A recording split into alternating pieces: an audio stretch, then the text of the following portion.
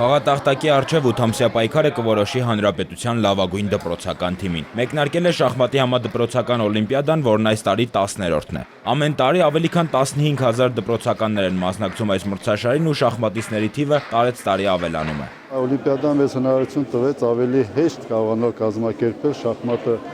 դպրոցներ ընդգրկելու շուրջ, որովհետև մեր հիմնական նպատակը նա է, որ կարողանալ շախմատը ճանաչացնել դպրոցում, դարձնել ավելի ցանկալի։ Այսօր մեկնարկեց օլիմպիադայի երկրորդ համայնքային փուլը։ Երևանյան խաղերում հաղթողների համար ճանապարհ կբացվի դեպի եզրափակիչ, որը կկայանա Գառնանը։ Շախմատի համադպրոցական 10-րդ օլիմպիադան կազմակերպել են Երևանի շախմատի ակադեմիան ու կրթության և գիտության նախարարությունը։ Շախմատը դպրոցում ծրագիրը մեր կրթական բրենդներից մեկն է։ Այն